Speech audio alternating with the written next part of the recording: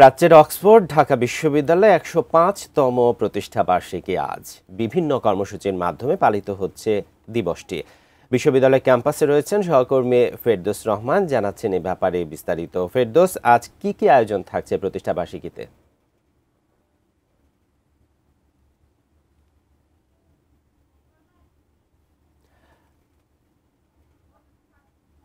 পূর্তি হলো ১০৪ বছর পূর্তি। ১লা জুন ঢাকা বিশ্ববিদ্যালয় প্রতিষ্ঠা হয়েছিল ১৯১১ সালে।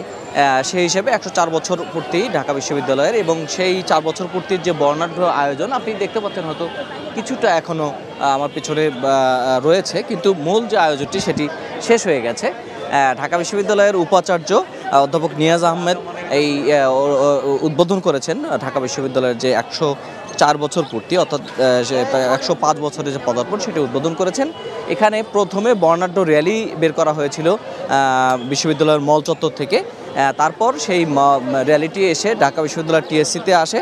সেখানে জাতীয় সঙ্গীত পরিবেশনের পরে শান্তির পায়রা ওড়ানো হয়, এবং তারপর জাতীয় সঙ্গীতের সাথে সাথে বাংলাদেশের জাতীয় পতাকা এবং ঢাকা বিশ্ববিদ্যালয়ের পতাকা, সেই সাথে বিভিন্ন হলের পতাকাগুলো হলের যারা প্রভোস্ট ছিলেন তারা উঠান, এবং তারপর একটি বড় কেক কেটে এই অনুষ্ঠানের প্রথম পর্ব শুরু করা হয়। এখন টিএসসি মিলনায়তনের ভিতরে আমার ডান পাশে একটি আলোচনা সভা হবে। সেই আলোচনা সভায় ঢাকা বিশ্ববিদ্যালয়ের ইতিহাস, ঐতিহ্য এগুলো তুলে ধরা হবে।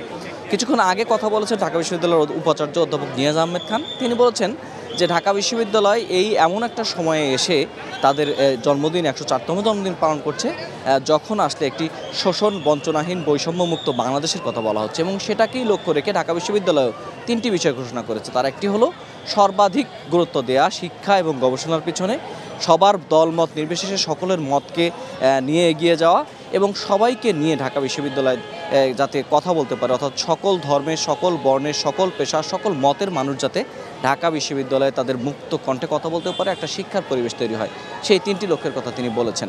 এখন আলোচনা চলছে, সেই আলোচনায় শিক্ষার্থী, শিক্ষক এবং ঢাকা বিশ্ববিদ্যালয়ের যারা উপাচার্য, উপাচার্য সহ যারা ঢাকা বিশ্ববিদ্যালয়ের নেতৃত্ব দিচ্ছেন, যারা ঢাকা বিশ্ববিদ্যালয়কে চালিয়ে নিয়ে যাচ্ছেন, তারা যোগ দিয়েছেন। প্রথম পর্যায়ে যে বর্ণাঢ্য র্যালি এবং শান্তির পতাকা উড়িয়ে যে উদ্বোধনী, সেটি শেষ হয়েছে। অর্থাৎ ঢাকা বিশ্ববিদ্যালয় ১০৫ বছর পূর্তি হলো আজকে, সেই ১০৫ বছরে পড়লো আজকে, সেই ১০৫ বছরের পদার্পণ উপলক্ষে ঢাকা বিশ্ববিদ্যালয় বেশ উৎসবমুখর পরিবেশে এটি পালন করছে, এবং সেটি সারাদিন ব্যাপী চলবে। এই হলো আমার কাছে এখনকার মতো সর্বশেষ পরিস্থিতি ঢাকা বিশ্ববিদ্যালয়ের জন্মদিন উপলক্ষে যে বর্ণাঢ্য র্যালি হয়েছিল, যে কর্মসূচি ছিল সেগুলোর।